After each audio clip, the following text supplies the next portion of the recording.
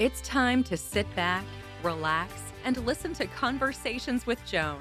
Conversations with Joan will inspire, motivate, and empower you. Live your best life now.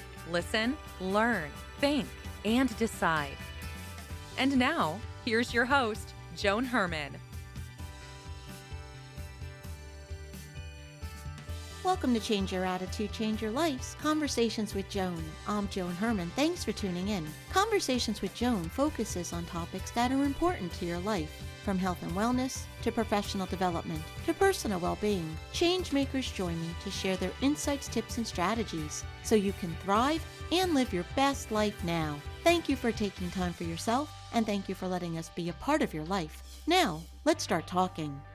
We all experience pain, and it impacts us in different ways. Today's guest, Guy Finley, believes that we can develop a new kind of relationship with our pain that makes it a valuable part of our journey instead of a barrier. Guy joins us to talk about how we can use our pain for a higher transformation. Guy is an internationally renowned spiritual teacher and best-selling author. He's the founder and director of Life of Learning Foundation and the best-selling author of The Secret of Letting Go and 45 other books and audio programs. Welcome, Guy. Thank you so much for coming back on the show. You're welcome, Jonah. Thank you for having me. I like our conversation today, Guy, and I like when we talk about how we can use pain for a higher purpose, because we all experience pain. And when we do, it's natural for us to want to avoid it. Why do you think we resist it so much, and what happens to us when we do? Well, I think just to get all of us on the same page, we need to just clarify the context a little bit. Look, I was just thinking prior to calling you, who wants to have physical pain? Nobody. I mean, there are ways that it can be mediated through medicine, so forth and so on, and healing, God willing, takes place. But we're not talking about physical pain. It can be included in our conversation. We're talking about psychological pain. We're talking about the pain of feeling betrayed, the pain of a regret, the pain of some kind of anger over a difficult condition going sideways. So we're speaking of something that we all experience on a daily basis when whatever the moment may be proves to be something that isn't the way we wanted it to be.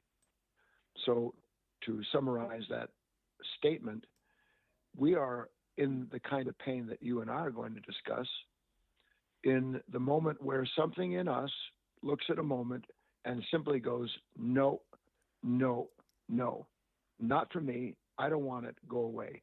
In other words, all psychological pain is preceded by some form of resistance that we have to the moment. If we can learn to understand why that resistance appears, something about its nature, and how, as we are created, we can begin to use that resistance instead of letting it run us ragged, then we have a chance to change our entire relationship with pain. Do you think that resistance, Guy, comes from the expectations we set for ourselves? Definitively. But I would just clarify that the expectations we set for ourselves, in quotes, we did not set for ourselves. We grew up watching mom and dad and their mom and dad and every generation before us having predetermined what it means to have a pain-free life.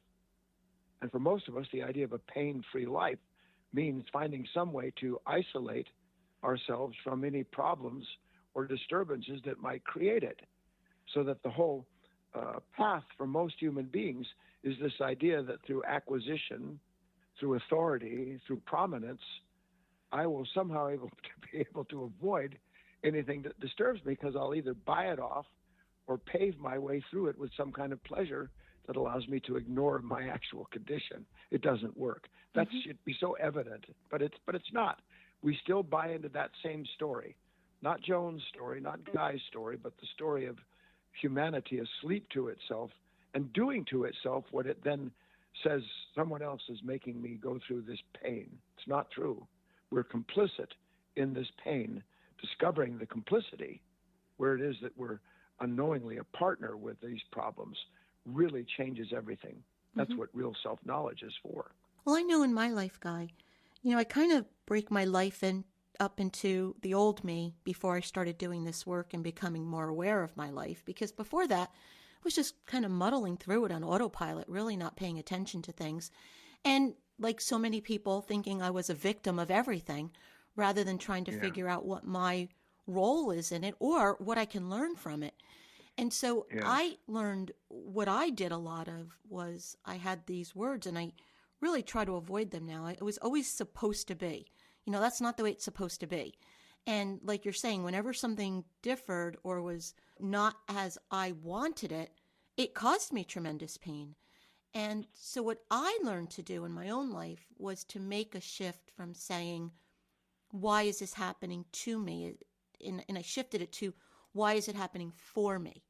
What would you say would be some other approaches, or even do you agree with what I do, that can help us to make these mindset shifts? I like what you said, Joan, and I would also add that I don't think there's any end, not just to the question, but to the miracle of a result where a person starts to realize, the minute that I resist a moment, I have literally ended any possibility of learning anything about the moment that, by the way, keeps coming back. Because resistance seems to separate us from the moment we don't want. This isn't supposed to happen. So my assumption that the moment is a problem that I have to deal with by acquiring power or overpowering the moment, my assumption immediately separates me from the actual moment of that pain. When we can understand that this resistance is a blinding force, not a friend to assist us get through that problem, then we begin to change, as you've indicated with the idea anyway, that I can become aware of other activities, other things that are unfolding in this very moment that formerly I could only see in one way, and that was through a blind eye, meaning an eye that didn't want to see what was going on, and because it didn't want to see what was going on, then looked for something to do to take the place of the unwanted moment. We are not meant as human beings to try and replace unwanted moments.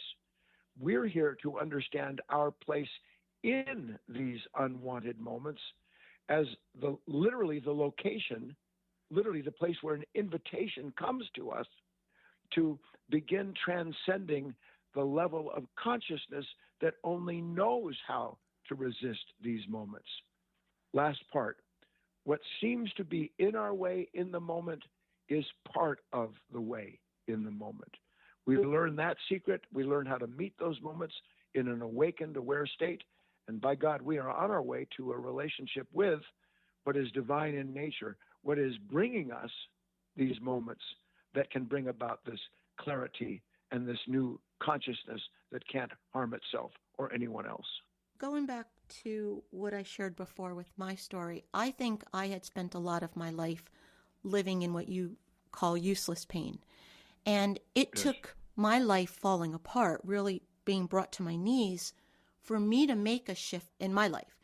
Yeah. How do you think people can do this? And I know your story as well. You went through a lot of traumatic experiences that brought you to where you are today.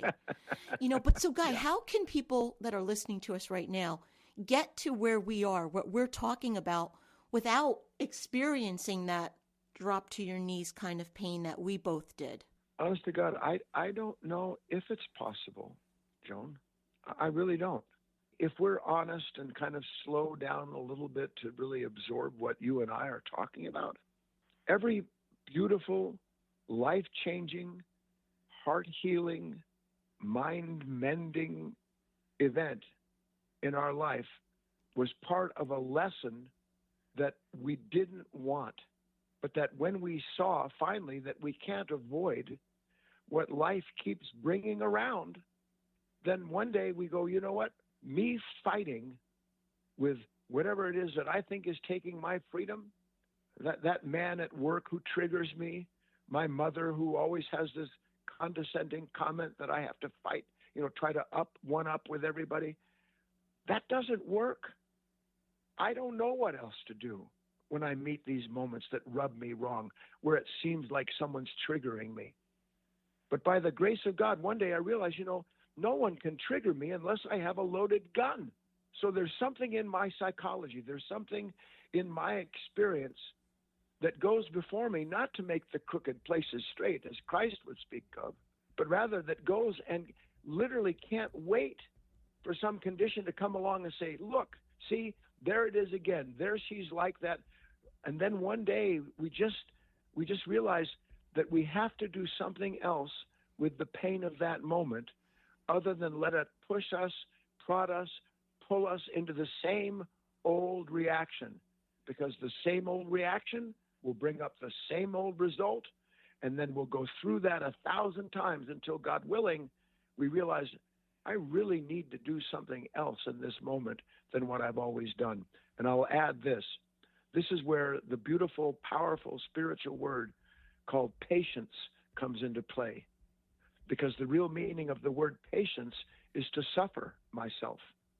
And we don't have any clue how to do that anymore. The world is giving us every possible way in which we can avoid suffering ourselves, seeing ourselves, new pleasures, new distractions, new tools to hold in our hands, so where we can be endlessly attentive to something that does nothing that other than get us through the moment. We don't want to do that anymore if we want to do what you and I are talking about, which is recognize the invitation in the unwanted moment and find the beautiful part of ourselves that's prepared to turn that lead into gold, because that's what it does. And I think the beauty of what you're saying, Guy, when you're in pain and you're going through any type of a challenge, you feel powerless. You feel like a victim. But if you follow what you're talking about, it gives us tremendous power over our lives. Absolutely. And I don't know whether it's welcome or not, but there in every scripture, east and west, you'll find the corresponding idea. I think somewhere in the New Testament, God did not put the spirit of fear in us. We believe in fear, Joan, because fear promises to release us from the pain of what frightens us. Fear can't release us. Anxiety can't bring an end to this disturbance. Worry has never done anything other than ensure we find new things to worry over in an attempt to escape that pain. We need to be awake enough in the moment to recognize that something is literally saying, let's do the same thing again, only we're going to call it something else. And one day you realize that that stranger that keeps knocking at the door and that you invite in steals everything from your home, you don't recognize it because it keeps putting on a different outfit. We have the capacity, a God-given awareness that can bring us into that moment with clarity that becomes strength. Clarity is strength. As we understand the necessity for clarity, we will find the strength that comes with it when we're honest enough in those moments to see it clearly. Because that's when we stop feeding the pain and keeping it alive. Amen. Exactly. Right. Because look, no one would you the story about you feed a wild cat, a feral cat, and the next thing you know, you feed it again, and now you've got a cat that lives with you because what you feed hangs around. Well, it's exactly the same thing when it comes to this unconscious nature that continually blames conditions for the conflict that it creates. And the more you feed that consciousness by doing what it beckons, which is to resist the moment instead of assist in clarifying it, then you are going to literally grow within you a consciousness that will never stop seeing conditions and problems in people and circumstances. We want to change that dynamic, which we are created to do, I might add. Mm-hmm. And the thing is, Guy, a lot of times when people do what we're talking about, they're not even aware that they're doing it. So how... Well, they can't be. Right. So when you have this deep-seated programming, and this is what you know, how then do you make that shift where you say, I'm not doing this anymore, I just can't? When you learn the lesson in the pain goes away. We need a new understanding, Joan. This is why, and I do love talking to you 20 minutes. It's just, how can we even get close other than, God willing, implanting an impression in the listeners to make them understand that unless they learn to listen to something other than their former understanding, they will never have any path other than that old understanding provides. So that we need new self-knowledge. Part of that new self-knowledge is recognizing that if I keep doing the same thing, I'm going to keep getting the same result. That's called insanity, by the way, doing the same thing and hoping for a different result. So new self-knowledge in this instance would be the simple awareness that in order for anything to change, something's going to have to have a new relationship with the moment. You said it, our old understanding is our old relationship with unwanted moments. What if I understood, just at the simplest level, you know what? I always have this knee-jerk reaction. I always rush into some kind of conclusion-making thought process, and then I take some action that by hook or crook, within a day or 10 years, I find out was useless. For one moment, if that's all I can do, when I feel that stress or anxiety or that fear, that insecurity wash over me, for one moment, I'm going to dare to observe that consciousness instead of serve it in the same old way. Because it is a law, literally in quantum physics, which means some of these principles that are celestial in nature, consolidating our experience. You change the observer, you change the observed. So that the moment that I change, even the wish to react in a new way to the unwanted moment will begin to change the moment I don't want. Because for the first time, I will start to see something about it that I've never seen before, because I have assumed a different posture within myself, not for the purpose of acquiring power, but for the purpose of perceiving something in that moment that I did not know was true about it the moment before. That's the path. And the more you do that, the more you see, the more you see, the more you want to understand, and the more you want to understand under law, the more you will be given to understand. Clarity will grow, strength will appear, and a new relationship with unwanted moments will take the place of our present one. It's so interesting that we're having this conversation today. Last week, I had an interaction with a colleague, and in the conversation, the person said something to me that was extremely hurtful. And the old Joan would have been the wounded little girl, and I would have ruminated and felt the pain for an extended period of time.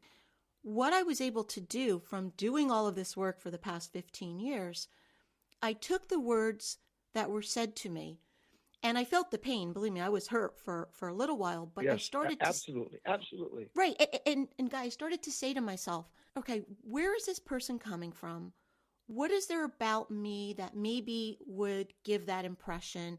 And I spent a few days dissecting it, not in a ruminating kind of way where it was harmful, but I really wanted to understand what led to this, what my role could have been, how I can grow from it. And I have to tell you, within a couple of days, I'm looking at this differently. I'm not angry. I'm not sad. And it revealed a few things about myself. So everything you just explained, I just experienced. I love that. What can I learn from this moment instead of how do I convince myself I've been burned by it? Exactly. You asked that question as you did, and then you're willing to actually look into the moment without the former unconscious assumption and literally demand that I know what happened, I know why you are the way you are, and I understand the past proves myself right. You get rid of all that garbage, that psychological noise, and underneath it there is a kind of crystal clear lake in which the reflection of the moment can be given to you with clarity. And boy, does that change everything, because instead of cementing the moment, that light, that awareness dissolves it, and you're free, or I should say freer than you were, and with the faith to go into the next moment like that with a better understanding of the real way in which to meet those conditions. perfect. But you're right, because I am free. I'm in peace, and I learned a few things about myself. Yep, that's what real peace. If you want to write something down, listeners, God willing, that we all understand this more and more. Perfect self-knowledge is peace. Perfect self-knowledge is peace. Oh, get that down somewhere. I know you're on the road to wanting to know the truth that sets you free. It already lives in you. You just need to get rid of all the false guides that fear and anxiety and worry produce, and you'll be in a relationship with the guide of the moment, which will lead you to the peace, the freedom that you seek more than anything else. Guy, you have a program coming up that covers what we've been talking about, and it's called Your Passport to a World Beyond Pain.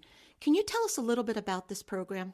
I want to invite everyone, if you want to come out, my foundation, I have a nonprofit foundation called Life of Learning in Southern Oregon, and I speak there 3 times a week for free, nothing to join, and I mean that literally.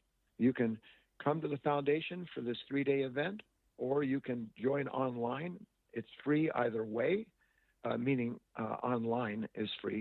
If you want to come to the talks, but for 3 days, I think it's like $49 or something like that, including beautiful snacks and food. Anyway, if you're interested in anything, you can just go to guyfinley.org, www.guyfinley.org, or you can go to guyfinley/tips, TIPS.